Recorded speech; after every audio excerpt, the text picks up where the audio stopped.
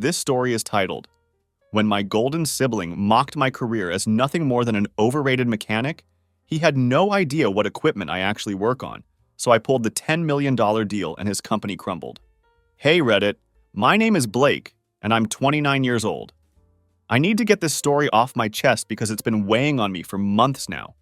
I'm hoping that writing it all out might help me process everything that's happened. I never planned to completely nuke my twin brother's career and cut off my entire family. But then again, they never planned to respect me either. So I guess we're all full of surprises. Let me set this straight from the very beginning. I'm a 29-year-old male and my twin brother Carter is also 29. We couldn't be more different if we actually tried. Growing up, you'd think he was the chosen one while I was some kind of disappointment they got stuck with in a buy one, get one free deal. I was the twin who spent weekends rebuilding engines instead of networking at country clubs. I was the one who got grease under his fingernails instead of getting manicures. I was the one our parents looked at with that unmistakable, "where did we go wrong" expression at every single family dinner. We weren't always so different, though. When we were really young, around 6 or 7 years old, we were practically inseparable. We built forts together, rode bikes around the neighborhood, and did all the normal twin stuff you'd expect. But things started changing dramatically in middle school. Carter discovered he was naturally good at sports and making friends, while I discovered I was good at taking things apart and figuring out exactly how they worked. By the time we reached high school, we were complete strangers who just happened to share the same face and live in the same house. Throughout our entire lives, Carter was always the success story. He was the varsity quarterback, honor roll student, business school graduate with designer clothes. The whole perfect package. Meanwhile, I was the guy tearing down engines and fabricating custom parts that nobody in my family thought would ever amount to anything meaningful. I still remember the day I rebuilt my first transmission at age 14. I spent the entire weekend on it, meticulously cleaning every single part and figuring out how it all went together like a complex mechanical puzzle. When I finally finished, I ran into the house, completely excited to show my parents what I'd accomplished with my own 2 hands. They were sitting in the living room, watching Carter's basketball highlights from Friday's game for what had to be the 3rd time that weekend. "Mom, Dad, look what I made," I said proudly, holding up the gleaming transmission that represented hours of careful work and learning. My mom barely glanced at it before dismissing me entirely. "That's nice, honey," she said distractedly. "Oh, look at that amazing shot Carter made." My dad didn't even bother to look up from the screen. "Put that greasy thing away before you stain the carpet," he said with obvious annoyance. That single moment became the pattern for our entire adolescence and adult life. "When are you going to get a real job, Blake?" My mom would ask this question at least twice at every family gathering, while my dad nodded along with that disappointed head tilt he'd perfected over the years. Carter would just sit there with that smug smile plastered on his face, sipping whatever trendy craft beer he was into that particular month. "Not everyone has the ambition to succeed, Mom," he'd chime in like he was doing me some kind of favor by explaining my existence to everyone else. "Some people are just happy tinkering in garages." The worst part was how they all acted like they were genuinely concerned for my future, like they were trying to help me by constantly pushing me toward what they considered a proper career path. They didn't understand that I already knew exactly what I wanted to do with my life. They just couldn't see any value in it whatsoever. I remember one particular Christmas when I had just graduated college. Carter showed up in a brand new BMW, wearing this expensive cashmere sweater and talking endlessly about how he'd already lined up this fancy job at one of the biggest truck manufacturers in the country. "Director of Corporate PR," he announced, making sure everyone at the table heard it clearly. "Corner office, expense account, company car, the whole package." He smirked directly at me across the table with that look of superiority I'd grown to hate. "What about you, Blake? Still fixing up those junkers?" My dad actually laughed at his own question. "Maybe Carter can hook you up with a job in the mailroom or something." The entire extended family was there, aunts, uncles, cousins, and they all chuckled along like it was the funniest thing they'd ever heard. My cousin Tyler, who I'd always been close with, gave me a sympathetic look from across the table. But he didn't speak up either. "Actually," I said, trying my best to maintain whatever dignity I had left, "I've been developing some custom modifications for off-road vehicles. There's a real market for high-end tactical and expedition builds." Aunt Linda patted my hand condescendingly, like I was a child sharing a fantasy. "That's nice, dear. But wouldn't you rather have job security? Benefits? A retirement plan? Blake's just going through a phase, my mother said, as if I wasn't sitting right there at the table listening to every word. He'll come around when he gets tired of getting his hands dirty. That comment cut deeper than anything else they'd said, but I just shrugged and kept eating, letting them think whatever they wanted to think. I had plans they couldn't even begin to comprehend. That night, after everyone had gone home and the house was finally quiet, I sat alone in my garage looking at the prototype suspension system I'd been developing. It was genuinely innovative. I knew it was something special. It could handle terrain that would completely destroy standard factory equipment. I'd already shown it to a few serious off-roaders who were genuinely impressed with what I'd created. There was something real here, something with actual potential, even if my family couldn't see it. I made a life-changing decision that night. I wouldn't waste any more energy trying to convince them of my worth. I'd just build something so undeniably successful that they'd have to acknowledge it, or not. Either way, I'd know exactly what I'd accomplished, and that would be enough. So right after college, me and my best friend Derek started Apex Tactical out of my garage in Clearwater. We focused exclusively on high-end tactical and overland vehicle modifications, turning regular 4x4S into apocalypse-ready beasts that could handle anything from Big Ben's brutal trails to military deployment zones. We didn't have investors or daddy's connections to rely on, just pure mechanical knowledge, solid engineering skills, and a clear vision for builds that nobody else in the industry was doing. Our first 6 months were absolutely brutal. We were pulling 18-hour days, living on nothing but pizza and energy drinks. I sold my car to buy essential equipment and maxed out every credit card I had to purchase our first CNC machine. We slept on uncomfortable cots right there in the garage because we couldn't afford to pay rent and build the business at the same time. I remember so many nights lying awake on that terrible cot, staring at the ceiling and wondering if I was making the biggest mistake of my life. Maybe my family was right about everything. Maybe this really was just a fantasy. During those early, struggling days, I went to one Sunday dinner at my parents' house. Carter was there, of course, talking enthusiastically about the executive retreat his company had just paid for in Vail. Meanwhile, I had grease permanently embedded in my fingerprints and dark bags under my eyes from severe lack of sleep. My mom pulled me aside in the kitchen, and I could see actual concern in her voice for the first time in years. "Honey, you look absolutely exhausted," she said. "This garage business is running you into the ground. It's not too late to apply for a real position somewhere. Maybe Carter could—" "I'm fine, Mom," I cut her off before she could finish. "The business is just getting started. It takes time to build something worthwhile. But is it actually making any money? Because it seems like—" I walked out of the kitchen before she could finish that sentence. I didn't go back for Sunday dinner for months after that conversation.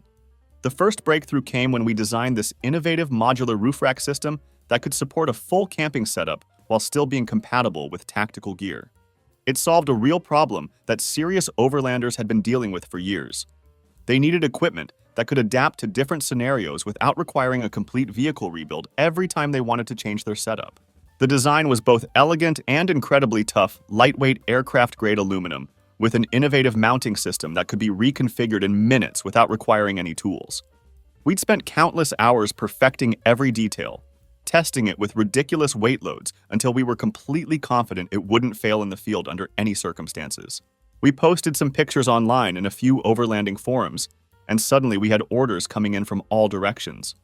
Not just from weekend warriors, but from hardcore enthusiasts, professional expedition teams, and even a couple of military contractors. Our inbox was flooded with requests, and for the first time since we'd started, I felt like we might actually make this work. Our first $8,000 order felt completely unreal. Derek and I just stared at the email for what felt like hours, then drove to the beach at midnight, drinking sodas on his truck tailgate and planning everything we wanted to build next. Not long after that came the $38,000 order for a custom search and rescue vehicle. They found us through a forum post called with doubts about our capabilities, and I hit them with footage of our gear getting absolutely punished in real-world conditions. 2 days later, the deal was sealed. We pulled an all-nighter sketching designs and laughing about how our old professor said we'd never make it in the real world. Mine had called my suspension system unrealistic, and now we were getting paid serious money to build it. That job was rough. We made mistakes, had budget issues, and barely made any profit. But the final result absolutely blew them away. They posted it online, and within days, more teams were reaching out. By the end of our first year, We had hired 3 fabricators and moved into a small shop. By year 3, we were operating out of an 18,000 square foot facility with 18 employees. I still remember walking through that massive space for the first time, hearing our voices echo off the walls, and realizing we'd actually built something real and substantial. Through all of this incredible growth and success, my family still acted like I was just playing around with trucks in my spare time. They never asked about the business, never asked to see the shop, and never showed a single ounce of interest or pride in what we were accomplishing. I did try once around year 3 to share my success with them. We had just landed our first government contract, a series of specialized border patrol vehicles designed for desert operations. It was a huge deal for us, worth over $1.8 million. The client had chosen us over 3 established companies with decades of experience because our designs were more innovative and effective than anything else on the market. I called my parents that night, genuinely excited to share the news with them for once. "Hey Mom, guess what? We just landed a massive contract with Border Patrol." There was a long pause on the other end. "That's nice, honey. Did I tell you Carter got nominated for an industry award for his marketing campaign?" "No, you didn't," I said, feeling completely deflated. "That's great for him. He's being flown to Chicago for the ceremony. They're putting him up in a 5-star hotel. I'm so proud of him." She paused briefly. "That's really something. You should call and congratulate him. Oh, and are you coming to Sunday dinner? Carter's bringing his new girlfriend. She's a pharmaceutical sales representative. Very successful." I made an excuse about being busy with work and hung up feeling completely defeated. After that conversation, I stopped trying to share my accomplishments with them entirely. At family gatherings, while Carter bragged endlessly about corporate retreats and executive lunches, I kept completely quiet about our military contracts, our expanding facilities, and our growing client list. Why bother? They'd made up their minds about me long ago, and nothing was going to change that. Christmas dinner 2 years ago was a perfect example of this dynamic. We were all sitting around the table, my parents, Carter, me, and a few relatives. "Had lunch with the CFO today," Carter announced as he carved the turkey with theatrical precision. "They're really grooming me for executive leadership." Mom practically beamed with pride. "That's wonderful, honey. I always knew you were destined for the top." Dad raised his glass in a toast to Carter's continued success, and everyone clinked glasses while I silently took a bite of mashed potatoes. Then Mom turned to me with that familiar, concerned expression. "Blake, sweetie, have you thought about going back to school? Maybe get an MBA like your brother? It's never too late to start a real career." I could feel everyone at the table waiting for my response, expecting me to finally admit that I'd wasted years of my life tinkering around while Carter climbed the corporate ladder like a responsible adult. I just smiled and said, "I'm good with where I am, Mom." My Uncle Dave chuckled condescendingly. "Still fixing up trucks in your garage, huh? Well, I guess someone's got to do it." If they only knew that I'd signed the lease on our 3rd facility that very morning. If they only knew our revenue had just passed $18 million for the year. If they only knew I'd been interviewed for a major industry magazine the previous week. But they didn't ask, so I didn't tell them. I just passed the gravy and changed the subject completely. What they didn't know was that by year 5, my company had over 45 employees across 3 different locations, pulling in over $28 million annually. We had multiple military contracts, a killer team of engineers and fabricators, and a custom-built testing facility where we pushed vehicles through every extreme condition you could possibly think of. We weren't just participating in the game, we were setting the standard for the entire industry.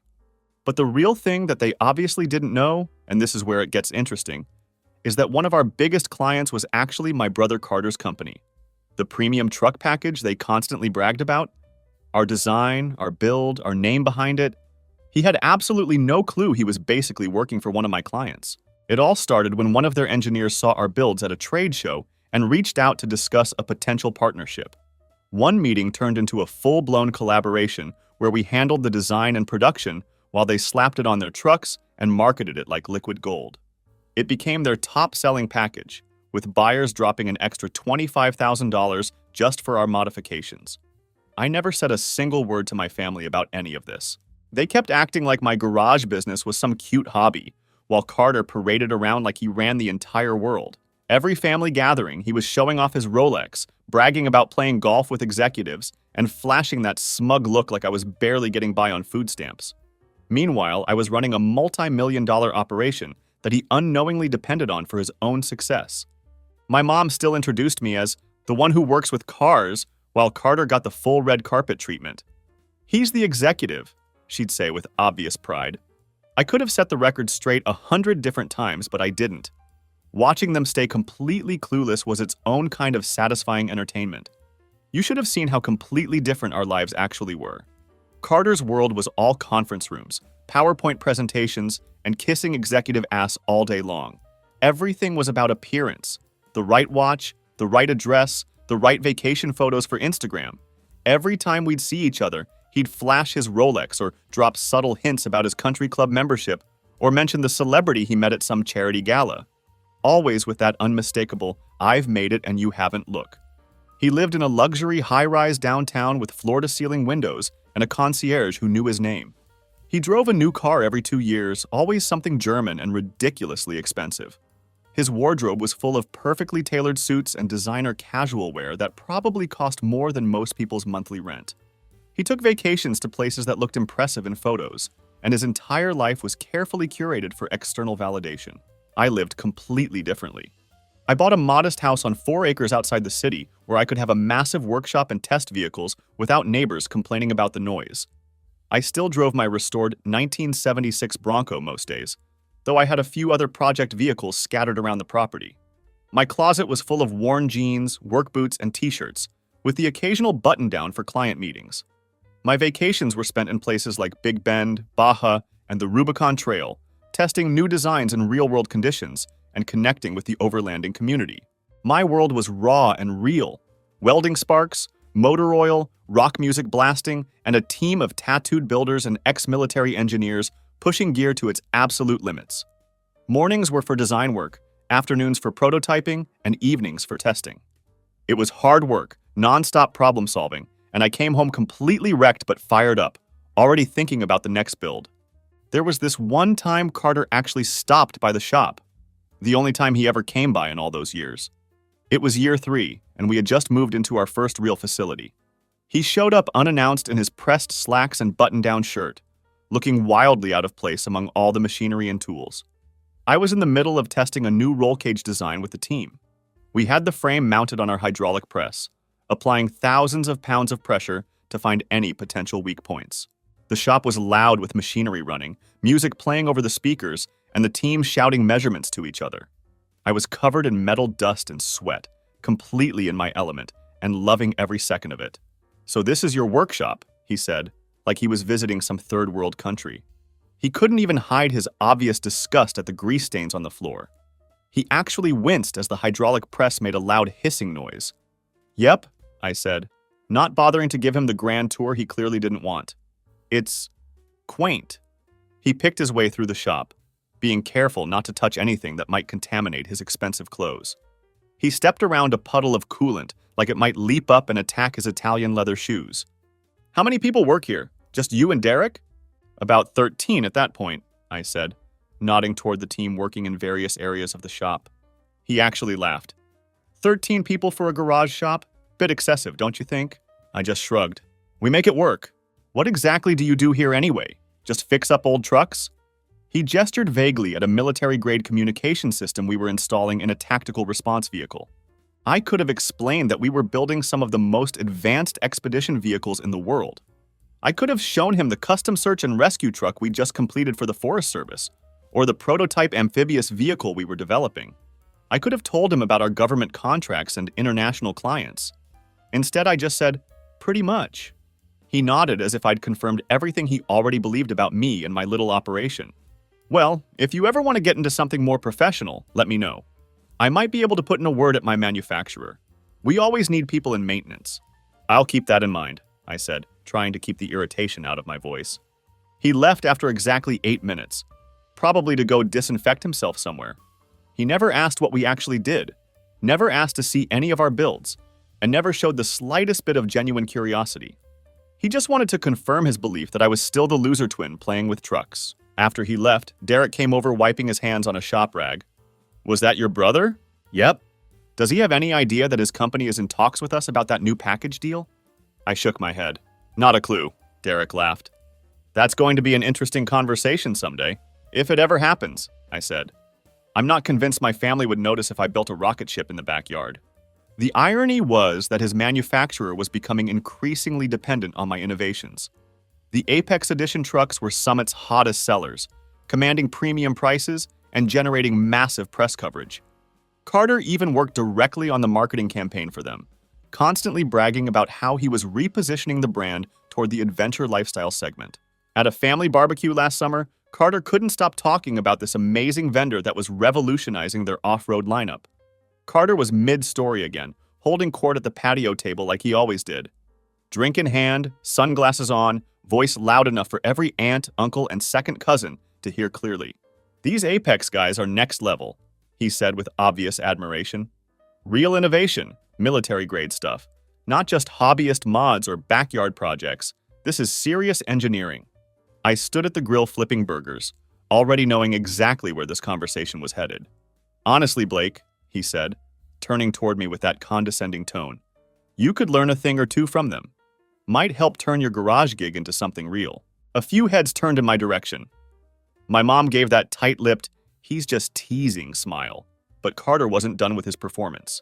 "You've been doing whatever it is you do for years now. Still living out in Clearwater like it's some post-apocalyptic movie set. Still posting truck pictures like anyone actually cares.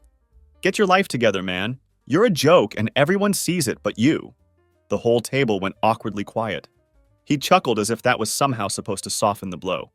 "I mean, I say this out of love. You're my brother." But eventually the fantasies got to end. Real men have careers, offices, responsibilities. Mom finally piped in like she was offering support. "Maybe Carter could help get your resume in shape, sweetie. They're looking for hands-on people in the service department." I just stared at the grill, the smell of charred meat mixing with my burnt pride, and nodded once. I didn't say a word, just let them laugh. The truth was already in motion. They just hadn't caught up to it yet. And I didn't plan to tell them or waste my energy arguing with Carter. Although he kept humiliating me, I couldn't care less anymore. The world could deal with him however it wanted. I could see it coming, but as Apex continued to grow exponentially, I found myself living in two completely separate worlds. In one world, I was the founder and CEO of a rapidly expanding company with international clients and military contracts. In the other world, I was still the disappointment twin who couldn't get his shit together. It was absolutely surreal sitting in Pentagon briefings in the morning, then getting lectured about career stability by my parents over dinner that same night, or closing an $11 million contract in the afternoon, then having Carter explain to me how I should really consider getting a real job with benefits. But there was this weird comfort in their complete ignorance. It was like running a social experiment. How successful can I get before my own family actually notices? How long can they maintain this carefully constructed narrative they've built around me? Meanwhile, Apex kept expanding in every direction. We opened a second facility in Nevada specifically for desert testing, started developing proprietary technology for extreme environment vehicles, and launched a clothing and gear line that took off immediately. Derek would sometimes ask me, "Dude, when are you going to tell your family about all this?" I'd just shrug. When they ask, they never did. Then things got even more surreal when Carter's manufacturer decided to make our partnership more official. They wanted to brand their top-tier off-road trucks as Apex Edition vehicles with our custom packages installed directly at the factory. The contract was worth $14 million annually, plus royalties on every single unit sold. It was a massive deal for us, taking us from aftermarket customizer to official OEM partner. Our lawyers spent weeks negotiating every detail of the contract. The whole time, Carter was part of their corporate team handling the marketing strategy. He'd send these press releases to their partners, including us, about how Summit was partnering with the innovative leaders at Apex Tactical to redefine the off-road segment. I'd read these emails with his name in the signature, while he was simultaneously texting me shit like, "Hey bro, you need to grow up and find a career. Mom's worried about your future." One night after a particularly condescending family dinner where Carter spent 22 minutes detailing his recent promotion, I almost broke. I almost pulled out my phone and showed them our company financials. I almost told them that their golden boy was essentially working for his loser brother. But I didn't. Something told me to wait, to let this play out naturally. And let me tell you, that patience paid off in the most spectacular way possible. Everything exploded last month at Carter's manufacturer's annual industry gala. I never attend these corporate circle jerk events, but Derek was down with the flu, and someone had to represent Apex for the unveiling of our new collaborative package. The event was peak corporate bullshit. Ballroom filled with concept trucks on turntables and executives patting themselves on the back for work they didn't actually do. I kept it low-key in jeans, a wrinkled button-down, and my work boots. Non-negotiable. I spotted Carter immediately. Designer suit, fresh haircut, that fake laugh he does around important people. He was surrounded by yes-men, holding court like he owned the entire place. For a minute, I considered just leaving, signing the contract tomorrow, and avoiding this whole scene. But then I thought about all those years of condescension, all those smirks, all those dismissive comments about my little garage hobby. Fuck it, let's ride. I kept my distance, talking with the engineering teams who actually understood what we built. We got into this deep discussion about the new suspension system we designed for the desert package. About an hour in, I was discussing suspension geometry with Summit's head of product development when I heard that familiar voice behind me. Blake, what the hell are you doing here? I turned around calmly. Hey, Carter. The product guy looked between us with obvious confusion. You two know each other? Before I could answer, Carter jumped in with his typical arrogance. My twin brother somehow scored an invite, he said with that fake laugh again. He runs a little garage shop that does aftermarket mods. The product guy's eyes went wide with shock. Wait, Blake Blackwell from Apex Tactical? Carter froze like someone had hit the pause button on his entire existence. That's me, I said simply. Holy shit! Your brother is the founder of Apex? The Blake Blackwell? Our biggest aftermarket partner? The one behind the expedition package? The look on Carter's face was absolutely everything. Pure fucking system failure. His entire worldview crashing in real time. The blue screen of death behind his eyes. People started gathering around us, drawn by the commotion. Some VP slapped my back enthusiastically. Blake, we've been trying to get you to one of these events for years. Your work is incredible. The suspension system on the new desert package is revolutionary. Another executive chimed in excitedly. Our test drivers can't stop raving about it. The performance metrics are off the charts. Carter couldn't compute what was happening. His mouth opened and closed like a fish desperately out of water. Instead of rolling with it and maybe salvaging some dignity, he doubled down like the complete dumbass he is. No, there's some mistake, he stammered, his voice getting higher with panic. My brother has a small mod shop. He works on used trucks in some industrial park. He's not... This can't be right. I just stood there, letting him dig his own grave deeper and deeper. This has to be a misunderstanding, Carter continued, getting louder and more desperate. Blake's company is just a backyard fantasy shop. It's not a real business. Tell them, Blake. Tell them you're not Apex. The room went dead silent. All eyes were on us. You could literally hear ice melting in glasses. I shrugged casually. Apex Tactical. Founded it with Derek Keller in 2018. We do the expedition package for the Summit Maverick and Iron Horse models. Just finalized the military contract for the Border Patrol vehicles last month. Carter looked like he'd been hit with a sledgehammer. Then the mask cracked completely, and his true colors came pouring out. Bullshit! He shouted, his face turning bright red with rage. You've been working out of that shitty garage shop, always talking about custom builds like some hobbyist. You never mentioned Apex. You never said anything about military contracts. I kept my voice perfectly even. You never asked, Carter. That's when he completely lost it. The perfect, successful twin suddenly realizing he'd been living in his brother's shadow all along. This is ridiculous! He's making this up! He jabbed his finger directly in my face. Get a real job, Blake. Stop embarrassing yourself. Everyone knows you're just a glorified mechanic playing businessman. The room was so quiet you could hear people blinking. Executives exchanged uncomfortable glances. Someone whispered, "Is he having a breakdown?" Carter's manufacturer's CEO stepped forward with obvious concern. Carter, Blake's company did $39 million in revenue last year. They're expanding internationally next quarter. We've been trying to acquire them for 2 years. Carter's face went through every stage of grief in 5 seconds flat. Denial, anger, bargaining, depression, acceptance, then right back to denial again. He stammered something incoherent about needing air and bolted from the ballroom like his ass was on fire.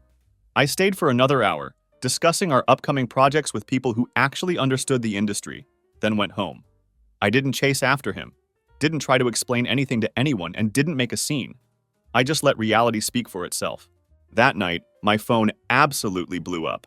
17 missed calls from Carter and 26 text messages ranging from enraged, "You've been lying to the family for years," to desperate, "We need to talk right now," to suddenly supportive, "I always knew you had potential." Around 2 a.m., he showed up at my house, pounding on the door like a cop with a warrant. I could see him through the security camera, disheveled, still in his suit, but with the tie loose and his hair a complete mess. "Blake, open the fucking door! I know you're in there!" he shouted. I watched him on my phone screen while lying in bed with the sound muted.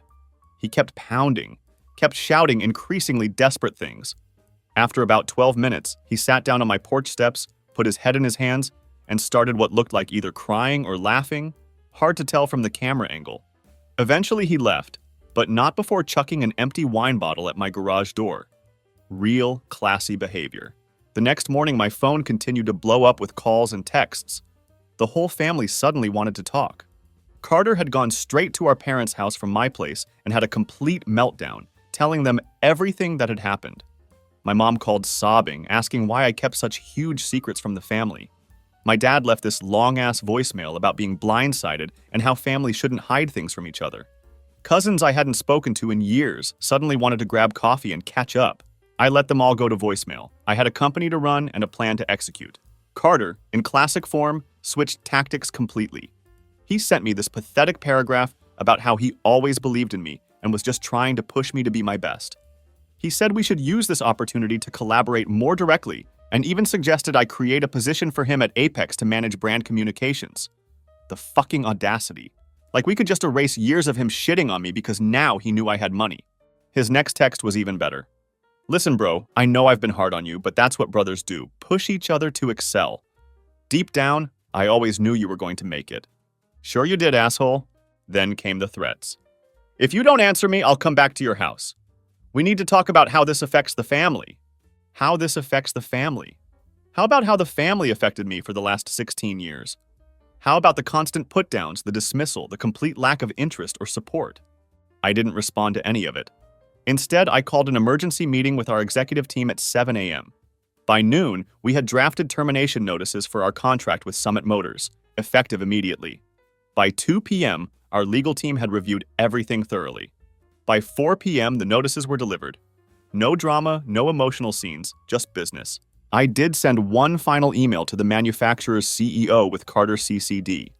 I let them know we were terminating all contracts effective immediately, that a new partnership was already signed with a competitor, and that all our components would be pulled from their vehicles within 25 days. No explanations, no back and forth, just cold, hard business. That same night, I blocked Carter's number, his social media accounts, everything. Then I headed to the garage and spent a few hours wrenching on my Project Bronco, which always helped clear my head. I slept better than I had in months. The fallout hit fast and hard. Their stock price dipped significantly when the news broke. Industry blogs jumped on the story immediately, and within a week, word got out that Carter's entire PR department had been gutted in a massive restructuring. He was quietly demoted to some meaningless title with no real power or influence. They lost the office, the perks, all the shine that had defined his identity. They stuck him by the copier machine and called it a role. Did I feel bad about it? Not for a single second. This guy had spent 3 decades talking down to me, cracking jokes at my expense, and making sure everyone in the family knew he was the successful twin. Meanwhile, I was out there building something genuinely real and innovative, and he never once asked a single genuine question about it. Of course, that's when the guilt parade started in full force. My mom texted me saying Carter might lose his house, that his life was falling apart, and that I needed to do something to help him. I replied once. He made his bed. Then came the soft invitations. "He wants to apologize. Come to dinner." Come. I ignored them all. Then came the fire. My dad called in full yelling mode, accusing me of being immature and deliberately destroying my own brother's life out of spite. I let him rant for a while, then said calmly, "You've treated me like an afterthought for 29 years. You never asked about my business, never cared what I was building, never showed the slightest interest in my life. And now that it's worth something, suddenly I'm relevant? Nah." Then I blocked his number too. A few weeks later, I was working late at the shop when my mom just showed up unannounced. She said the security guy recognized her from the pictures in my office and let her in. She looked around like she was seeing it all for the first time. The sheer size of the place, the sophisticated machines, the team's work displayed up on the walls, all the stuff she never bothered to ask about in all those years. She asked why I never told them how big the operation had gotten.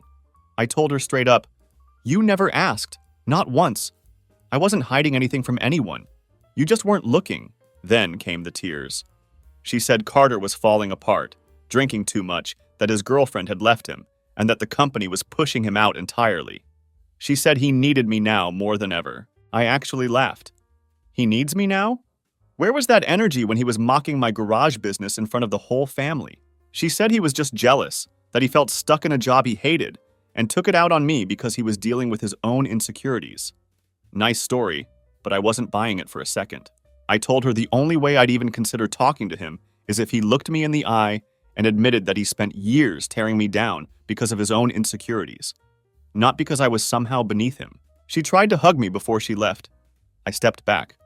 "We're family," she said with genuine emotion. "We're related," I replied. "There's a difference." 3 months later, I got a certified letter from Carter's lawyer asking for financial help.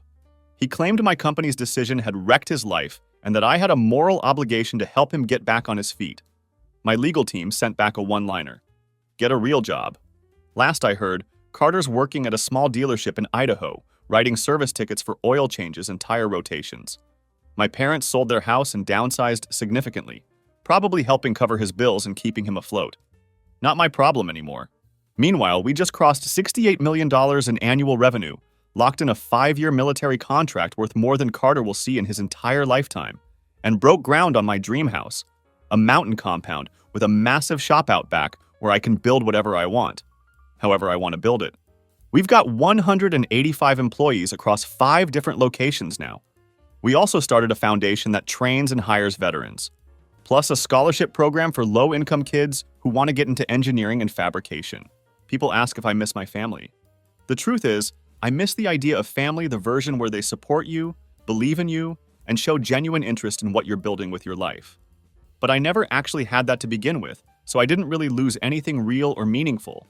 I've got a new family now, the team, the shop, the people who saw value in what I was doing from the very start. That's real. That's loyalty. That's what actually matters. Here's what I've learned through all of this. Success doesn't just reveal who you are, it reveals who everyone else is too. Some people will never be able to handle it when the person they've been looking down on rises above them. They'll either pretend they always believed in you all along, or they'll try to pull you back down to their level. Don't let them do either. Stop waiting for their approval. Stop thinking they'll ever give you what they never had the capacity for in the first place. Just build. Build well.